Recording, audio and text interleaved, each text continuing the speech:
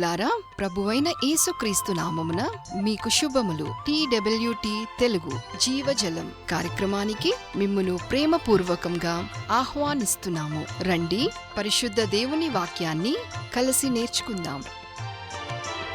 యేసయ్య ప్రేమ ఎంతో మధురం, పాపిని కరుణించే ప్రేమ. యేసయ్య ప్రేమ ఎంతో మధురం, పాపిని కరుణించే ప్రేమ. తన ప్రాణమునిచ్చి కాపాడునులే, తన రెక్కల క్రింద దాచునులే. తన ప్రాణమునిచ్చి కాపాడునులే, తన రెక్కల క్రింద దాచునులే. మహోన్నతుడైన క్రీస్తు దివ్యనామమున చేరివచ్చిన ప్రతి కుటుంబానికి శుభములు. వాక్యాన్ని ధ్యానించటానికి చేరివచ్చిన ప్రతి ఒక్క వ్యక్తికి పేరు పేరున శుభములు, వందనములు తెలియజేస్తూ ఉన్నాను. ఈ దినాన మనము ధ్యానించబోయే అంశము ట్రినిటీ, త్రిత్వము. ముందుగా ప్రార్థన చేసి దేవుని సహాయాన్ని కోరుకుందాం. ప్రార్థన. ప్రియ పరలోకపు తండ్రి, త్రిత్వం గురించి మేము ధ్యానించబోతూ ఉండగా గ్రహించగల మనస్సును, ఒప్పుకోగల మనస్సాక్షిని దయచేయుమని, వాక్యాన్ని బోధించి ఆత్మీయంగా వర్ధిల్ల చేయుమని, నిజదేవుణ్ణి ఇంకా తెలుసుకునేటువంటి భాగ్యం దయచేయుమని మీ ప్రియకుమారుడైన యేసుక్రీస్తు పరిశుద్ధ నామమున ప్రార్థిస్తున్నాము పరలోకపు తండ్రి. ఆమెన్.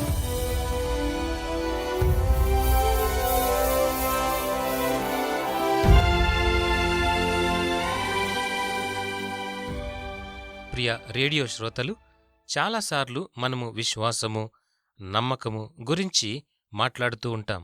వీటి గురించి వివరించటానికి నేను కొంచెం సమయం తీసుకుంటాను. దేవుని దృష్టిలో మనం ఎంత ప్రాముఖ్యమైన వారముగా ఉన్నామో దానిని వివరించాలని ఆశపడుతూ ఉన్నాను. కొంతమందికి వారి డాక్టర్ పట్ల నమ్మకం ఉంటుంది, కొంతమందికి వాతావరణ సూచనల మీద నమ్మకం ఉంటుంది, మరికొంతమందికి జీవిత భాగస్వామి మీద నమ్మకం కలిగి ఉంటారు.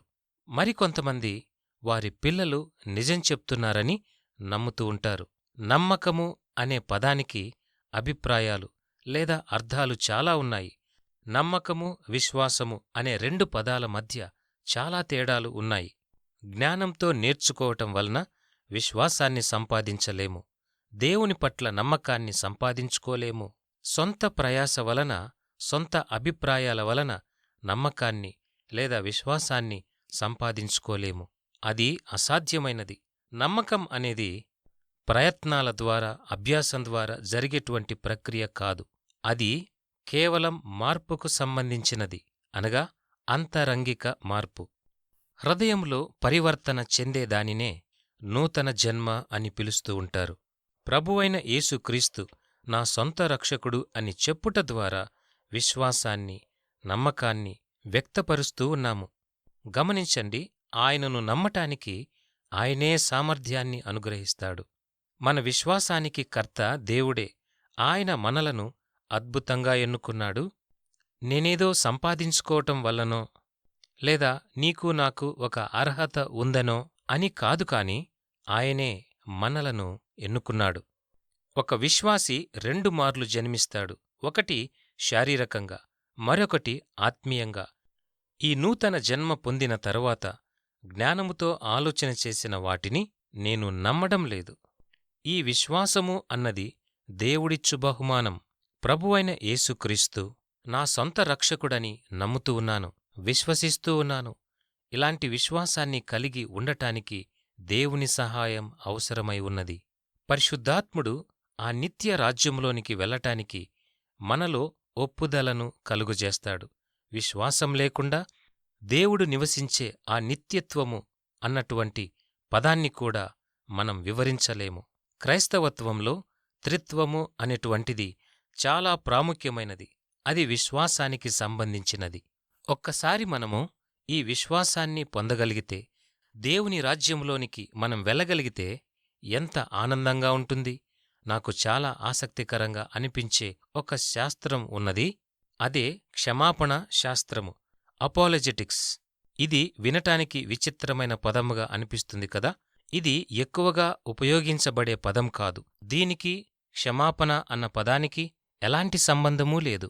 క్షమాపణ శాస్త్రం అనే పదానికి శాస్త్రీయంగా రక్షణ అని అర్థం. దేవుడు ఇచ్చినటువంటి విశ్వాసాన్ని వివరించేదే క్షమాపణ శాస్త్రం.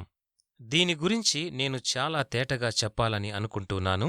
మనం ఎవరితో కూడా వాదించకూడదు. మనం వాదించడం వలన ఒకరిని విశ్వాసంలోనికి తీసుకురాలేము సుమా. ఈ విషయాన్ని ఒక ప్రత్యేకముగా గమనించాలి. అది జ్ఞానయుక్తమైనటువంటిది కాదు. పరిశుద్ధ గ్రంథం ఈ విధంగా సెలవిస్తూ ఉన్నది, మనము వాదోపవాదాలకు చోటు ఇవ్వకూడదు. అంటే ఎక్కడ కూడా వాదన చేయకూడదు.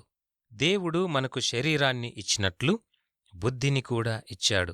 ఆహారం ఆకాశము నుండి వచ్చి మన కడుపు నింపదు కదా. ఎందుకంటే దేవుడు మనకు పనిచేసే సామర్థ్యాన్ని మరియు డబ్బు సంపాదించటానికి కావలసిన ఆలోచన శక్తిని ఇచ్చాడు. పని చేయటం ద్వారా వచ్చే డబ్బు నుండి మనం ఆహారాన్ని కొనుక్కోవచ్చు. ఇది రహస్యమైన విషయమేమీ కాదు. ఇది దేవుని నుండి మనకు వచ్చిన ఒక ప్రత్యేకమైన బహుమానం. ఒకసారి మనం వ్యక్తిగతంగా రక్షించబడితే యేసుక్రీస్తుతో వ్యక్తిగత సంబంధం కలిగి ఉంటాము. మనము మానవరీతిగా శారీరకంగా ఉండటమే కాని హృదయము, మనసంతా కూడా ఆధ్యాత్మికంగా మార్పు చెందుతూ ఉంటుంది. మనం సంపూర్ణంగా మార్చబడతాము.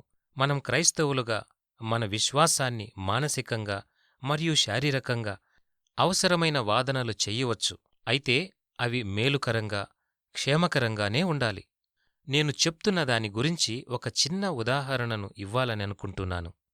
ఒకసారి మనం మార్పు పొందిన తరువాత నిజమైన దేవుడు త్రిత్వం అని మనము నమ్మాలి. వాక్యములో తనకు తానుగా బయలుపరుచుకున్నటువంటి దేవుడు ఈయనే, అనగా ప్రభువైన యేసుక్రీస్తే. ఒక్కసారి ఆయనను తెలుసుకున్నప్పుడు అన్ని రకాలుగా మనం ఆయనను మానసికంగా, శారీరకంగా, ఆధ్యాత్మికంగా అర్థం చేసుకుంటూ ఉంటాం. ఈ ఆత్మజ్ఞానాన్ని దేవుడే మనకనుగ్రహిస్తాడు.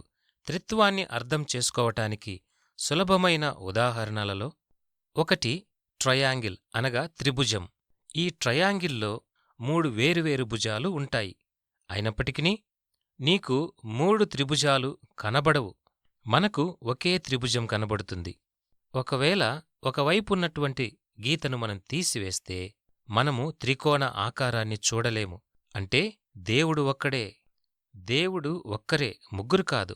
తండ్రి కుమారుడు కాదు, కుమారుడు పరిశుద్ధాత్ముడు కాదు, పరిశుద్ధాత్ముడు తండ్రి కాదు. ఆ ముగ్గురు కలిసి ఒక నిజమైన దేవుడు. మరొక చిన్న ఉదాహరణ. మనకు తెలిసిన రీతిగా భూత, వర్తమాన, భవిష్యత్ కాలములు ఉన్నాయని మనము చిన్నప్పుడు పాఠశాలలో నేర్చుకున్నాం. నేనిప్పుడు వర్తమానంలో మాట్లాడుతున్నాను. కొద్దిసేపు క్రితం గతముగా ఉన్నింది. మనం వర్తమానంలోనికి ఇంకా వెళ్ళలేదు. భూత, వర్తమాన, భవిష్యత్తు లాగా త్రిత్వాన్ని కూడా మనం అర్థం చేసుకోవాలి. ఉదాహరణకు నేనే చెప్పుకున్నట్లయితే, నేను నా పిల్లలకు తండ్రిగా ఉన్నాను, నా భార్యకు భర్తగా ఉన్నాను, తల్లిదండ్రులకు కుమారునిగా కనబడుతూ ఉన్నాను. వీటన్నిటిని బట్టి నేను ముగ్గురు వ్యక్తులను కాదు కదా. నేను వ్యక్తిగతంగా ఒక్కవాడినే. నా పిల్లలకు తండ్రిగా ఉన్నాను, నా భార్యకు భర్తగా ఉన్నాను, నా తల్లిదండ్రులకు కుమారునిగానే ఉన్నాను. ఇంకా ప్రాముఖ్యమైన ఉదాహరణ ఏమిటంటే, గుడ్డు లోపల ఒక పసుపు పదార్థాన్ని, తెల్లటి పదార్థాన్ని, ఒక పెంకు పదార్థాన్ని లేదా ఒక బొప్పిని మనం చూడవచ్చు. గుడ్డును లోపల పగలగొట్టినప్పుడు ఒక్క పదార్థాన్ని బట్టి గుడ్డు అని మనం పిలవలేము కదా. పసుపు రంగులో ఉన్న దానిని తీసుకొని గుడ్డు అని చెప్పలేము కదా. కేవలం బొప్పి పదార్థాన్ని తీసుకొని ఇది గుడ్డు అని మనం చెప్పలేం కదా. ఈ 3 పదార్థాలు కలిపితేనే దానిని మనము గుడ్డు అని పిలుస్తూ ఉన్నాము.